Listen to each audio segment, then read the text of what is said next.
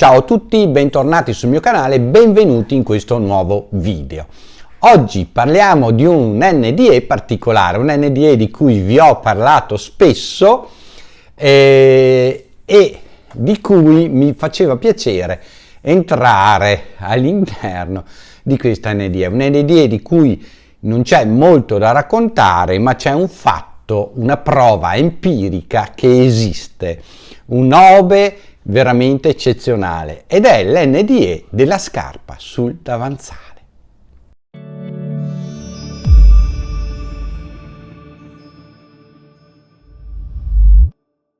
Allora, innanzitutto questa NDE ha fatto storia, oltre che per la prova empirica appunto dell'esistenza della vita dopo la morte, quindi di questa ove che ci dà una prova particolare della sua veridicità.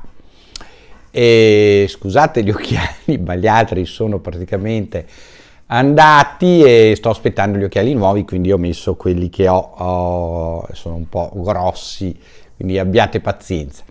Stanno succedendo di tutti i colori, mi hanno tagliato la fibra internet e via via. Vabbè, stanno facendo dei lavori e fatalità, siamo rimasti senza dati. Allora, parliamo del dottor Kenneth Ring. Il dottor Kenneth Ring, stimatissimo, un professionista, è uno di quelli che insieme al dottor Moody la dottoressa Kubler-Ross hanno praticamente dato il via agli studi sulle NDE, su questa esperienza di morte temporanea o di morte o di vicinanza alla morte, perché NDE sapete che vuol dire vicino alla morte.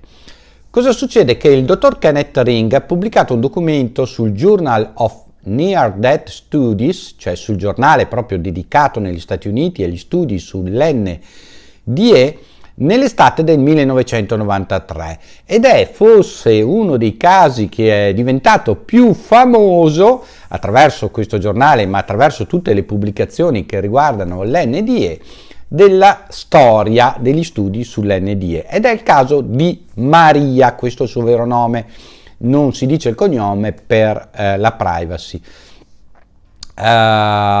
Praticamente questo caso fu trovato dall'assistente del dottor Kenneth Ring durante appunto uno studio statistico sull'NDE, e venne riferito all'assistente Kimberly Clark da questa signora Maria. Maria era una lavoratrice pendolare, cioè lei prendeva tutti i giorni i mezzi di trasporto e il treno che andava a Shuttle, e durante questo suo andare avanti e indietro appunto per lavoro e per andare a trovare amici a Shuttle, ebbe un grosso e un grave attacco cardiaco. Fu ricoverata a Harborview Hospital, un'unità coronarica, Harborview Hospital, così che avete dei dati, perché ultimamente la gente sembra che non capisca i miei video e tutti mi chiedono i dati, ve li sto dando, così che potete poi verificarli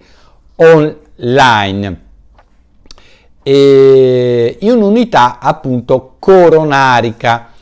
Pochi giorni dopo, cioè quando era ricoverata, ebbe un altro attacco cardiaco, questa volta con un arresto completo del cuore, e quindi ebbe un NDE non completa ma solo parziale, ebbe un OBE. A un certo punto di questa esperienza, cioè lei racconta così: sentì un dolore lancinante al petto come quello che aveva sentito pochi giorni prima durante il suo malessere sulla metropolitana, sul treno metropolitano. Dopo quindi venne ricoverata, venne assistita, si sentì meglio. Appunto 3 giorni dopo, mentre era ancora in ricovero, stava anzi per essere dimessa perché i controlli davano tutti esiti positivi, nel senso positivi per la paziente, non positivi per la malattia, ebbe questo forte attacco cardiaco e quindi ebbe proprio l'arresto cardiaco. Sentì un dolore forte al petto, subito intervennero gli infermieri, ma ciò nonostante il cuore si fermò.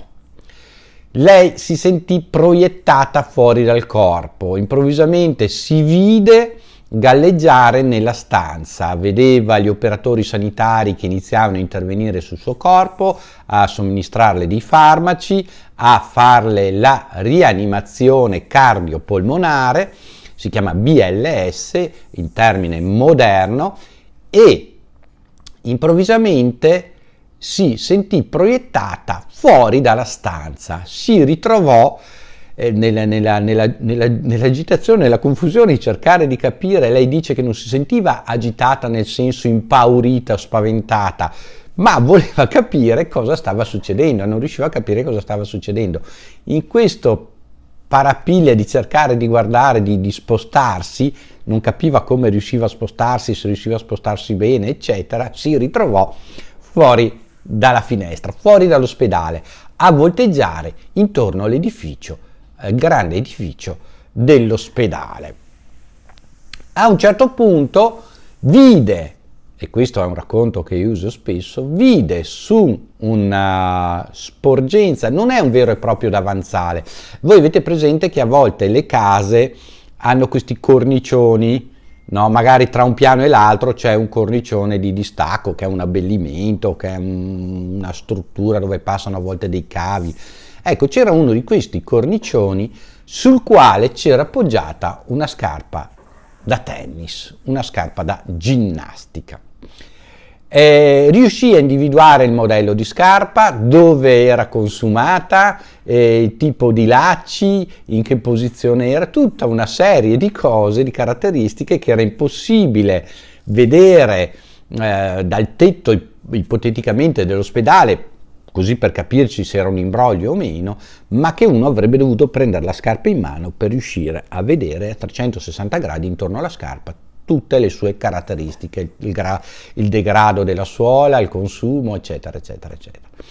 Bene, una volta rianimata, Maria fu in grado di raccontare questa cosa, di raccontare il tipo di scarpa, il modello di scarpa, come era consumata, i lacci che aveva, eccetera, eccetera, ma non solo, fu in grado di indicare il luogo esatto in cui l'oggetto era situato.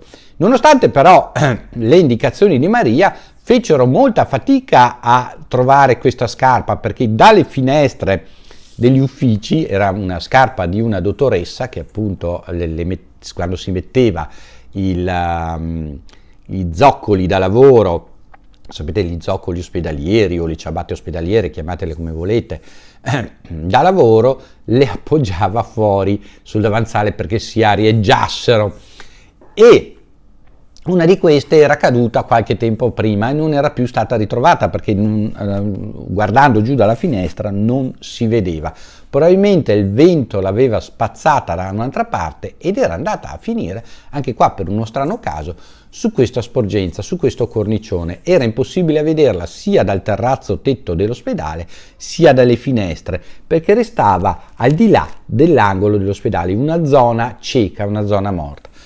Comunque, con un'altissima scala che veniva utilizzata per le manutenzioni, furono in grado di recuperare questo paio di scarpe. Dopo aver sentito la storia di Maria, la dottoressa Clark si fece dire le caratteristiche della scarpa e, andando a recuperare la scarpa, vide esattamente quello che le era stato descritto, e quindi la dottoressa Clark definì che l'unico modo per cui avrebbe potuto avere una simile prospettiva per vedere le scarpe era quello di volteggiarle intorno mentre erano appunto sospese su questo cornicione. Non ci sono dubbi che questo è un fatto realmente accaduto.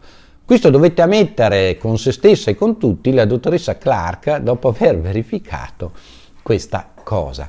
Ed ecco che vi ho raccontato anche finalmente questo episodio della scarpa da ginnastica fermata su un cornicione, a cui io alcune volte, sbagliando, la affidavo alla dottoressa Kubler-Ross, ma sono andato a verificare, in effetti questo fatto lo racconta anche la dottoressa Kubler-Ross, per cui il fatto è corretto. Il scorretto invece che fu la dottoressa Kimberly Clark ad ottenere questa informazione di prima mano, a visitare la paziente e poi a far recuperare la scarpa e quindi a verificare che quello che venne raccontato dalla paziente, che la paziente aveva visto durante la sua morte clinica e quindi durante l'OBE, era verificato ed era corretto. Scrivetemi qua sotto nei commenti per dirmi se vi ricordavate di questo fatto, se eravate a conoscenza di questa NDE e se questa NDE, come a me, vi dà ormai insomma questa certezza che le OBE, le NDE sono dei fatti concreti, sono delle esperienze reali e non sono allucinazioni. Questo ne è una prova provata. A tutti voi un caro saluto, ciao a tutti da Ermanno. Ciao!